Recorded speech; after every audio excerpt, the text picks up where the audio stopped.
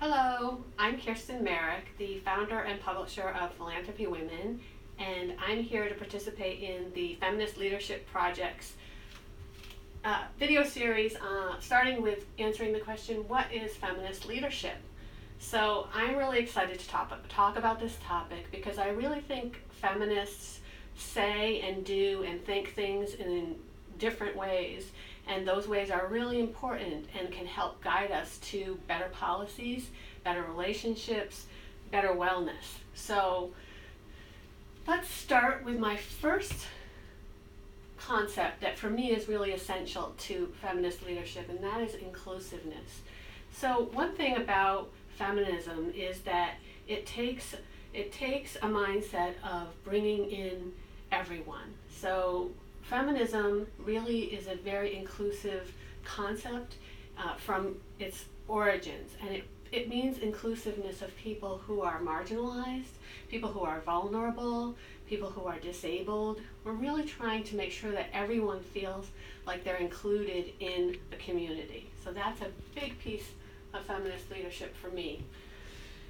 Next up is equality, which some people might have thought would go first. I sort of debated putting it first, but equality is of course essential as well. So feminists the basic principle is that we're looking for the equality for women and girls in the world, and from its origins that is one of the main components that makes feminist leadership unique, because it's looking to address equality, and not just gender equality, also taking into account racial equality, income equality, so really breaking down some of the issues of equality across our culture, because we know that right now we're having a problem with growing inequality where money is kind of being siphoned into the higher net worth areas and away from the middle class and low income people. So having a look and an eye on equality all the time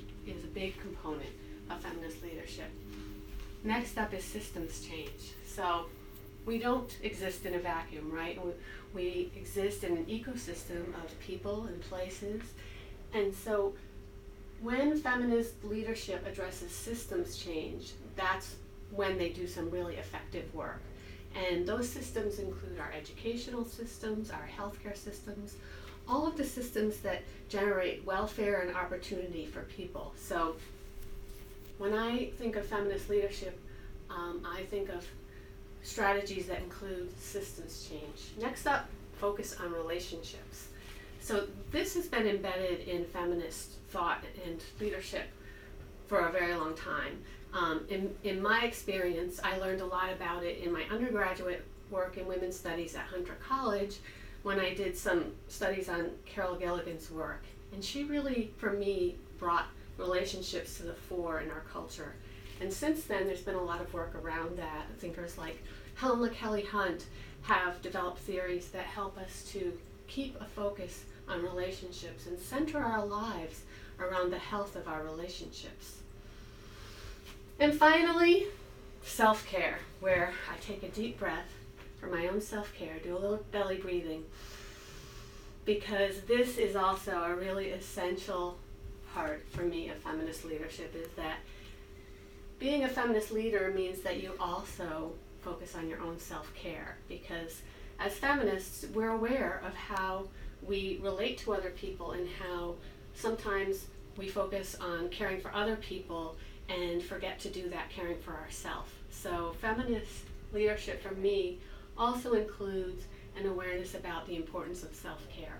So that's it. I hope you've enjoyed my little 5-part definition of feminist leadership, and I look forward to answering the next question.